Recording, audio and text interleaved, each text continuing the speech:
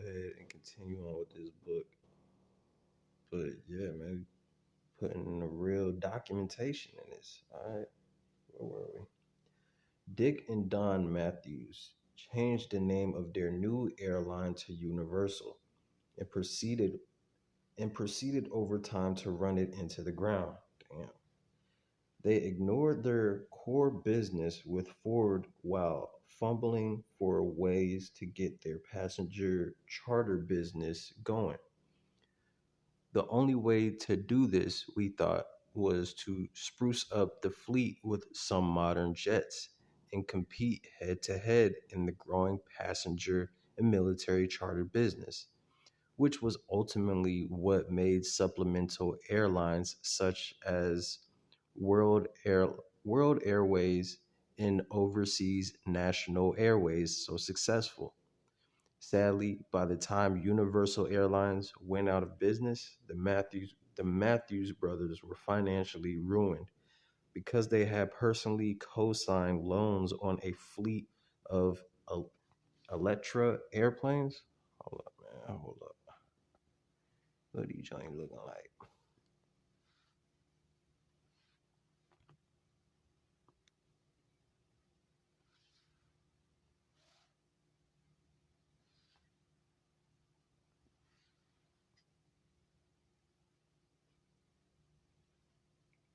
Something like that.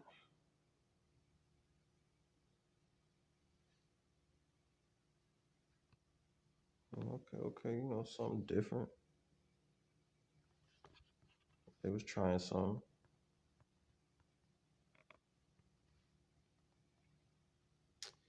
Electra airplanes, which the company acquired. This reinforced for me one of the basic tenets of business. Always keep your personal assets and commitments separate from your business assets and commitments. No investment is without some degree of risk. And I've been mindful of the Matthews brothers' experience ever since. The Xantop deal answered any lingering doubts we might have had about our new career and the opportunities we might be able to find. It's also gave us the important startup capital we lacked. With our stake from the Xantop deal, we rented office space. We still couldn't really afford a small suite on the 56th floor of the Pan Am building at 200 Park Avenue.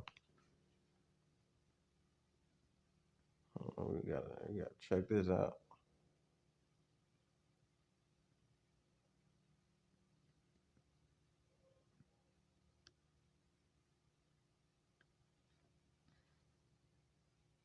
Let's see here.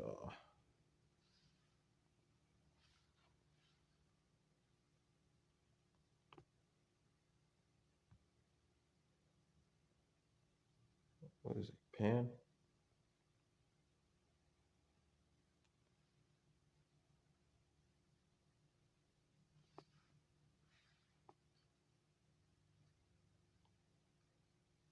Uh, what's it on the fifth floor of this joint?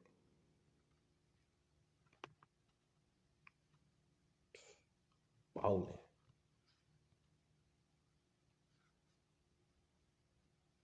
On the 56th floor of the Pan Am building at 200 Park Avenue, which we subleased from the Italian oil company.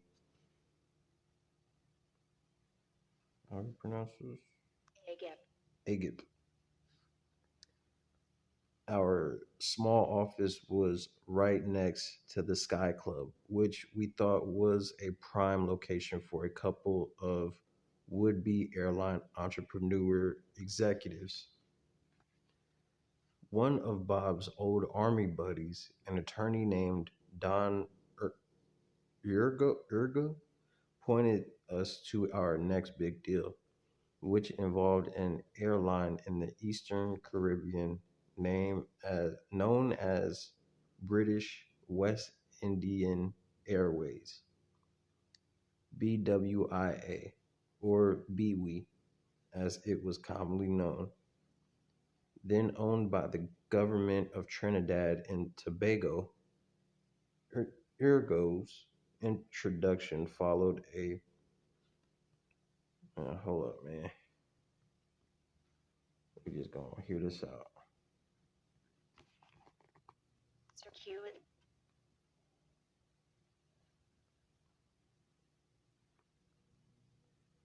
Circuitous, circuitous route,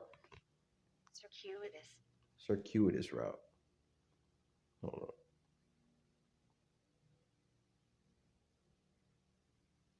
Longer than the most direct way. Circuitous route that started with a meeting between Trinidad's Prime Minister Eric Williams and President Lyndon Johnson, in which Williams appealed to the United States for help with his money losing airline. Johnson's staff, in turn, contacted the TWA president, Charlie Tillinghast, to see if TWA would be interested in pursuing an involvement with BWIA, BWI, and the airline responded in the affirmative. Coincidental, Tillinghast had been a managing partner at Hughes. These names, man. Hubbard. Hughes, Hubbard, and Reed, Don Ergo's former employer. TWA saw this potential tie with BWIA BWI as a way into the Caribbean market, which made good political and business sense.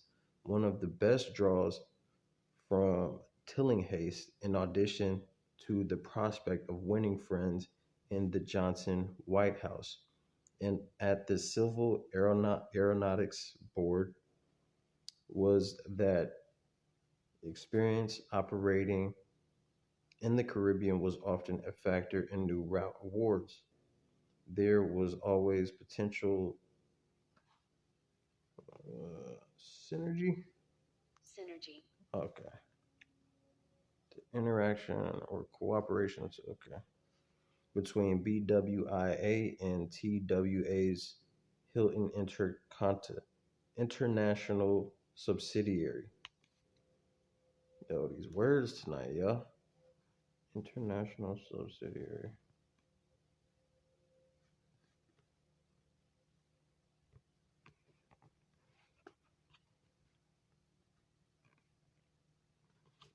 Let's see what that is.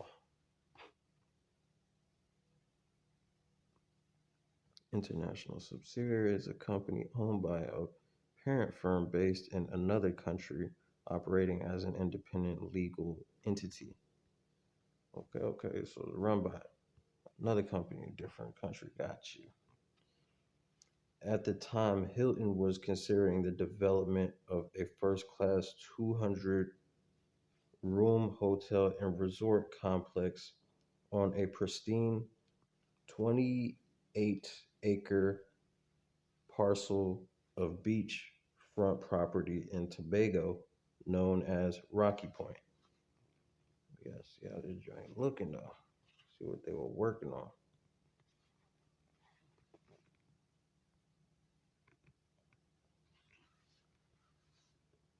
So yeah. Y'all leave in the comments if you ever been here before. Rocky Point.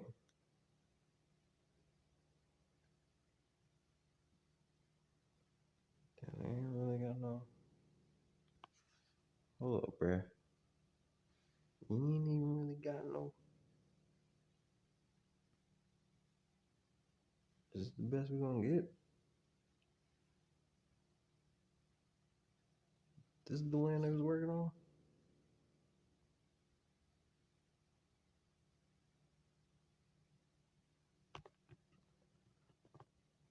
Okay, I thought they were gonna put like a resort on that joint.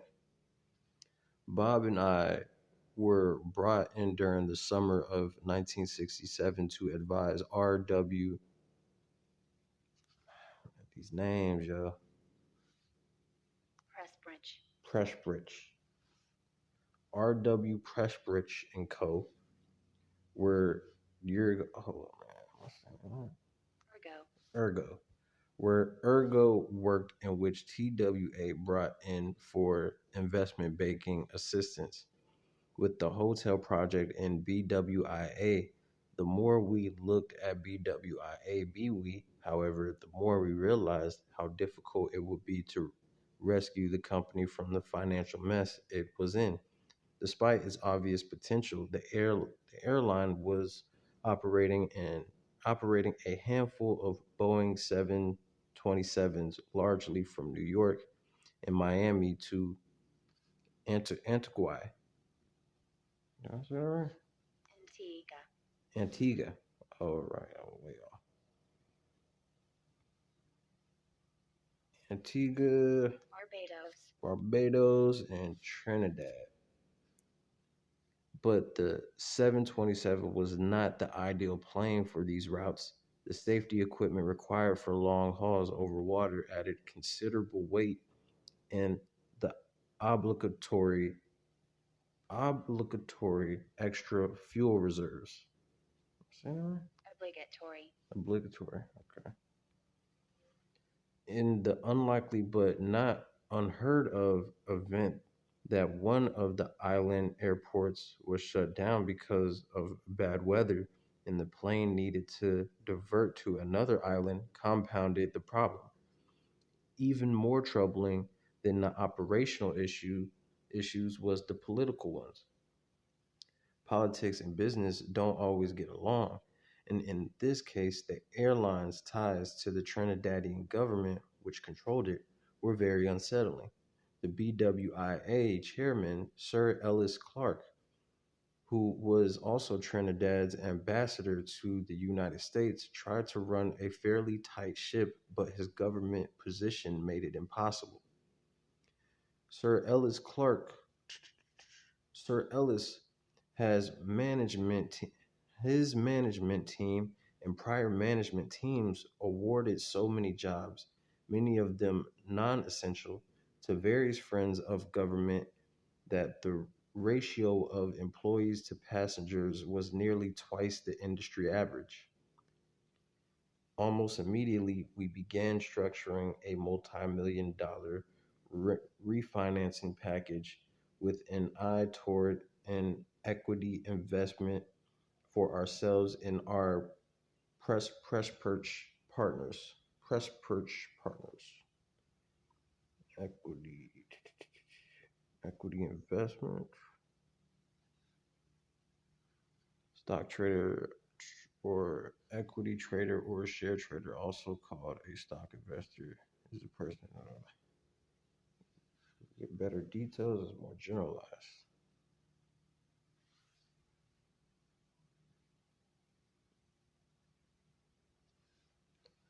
Equity investment involves purchasing shares of a company, allowing investors to gain ownership and potentially earn returns through capital gains and dividends. So what they say, for multi-millions? Almost immediately began structuring a multi-million dollar refinancing package with an eye toward an equity investment for ourselves and our press perch partners. However, we were never able to put together the major equity deal we had hoped for, so we forced our attention on the airline. Not forced, we focused our attention on the airline. We recommended across the board cuts in personnel, advised on aircraft acquisitions, and arranged for an extension of the $18 million debt the airline held with Barclays Bank. Whew.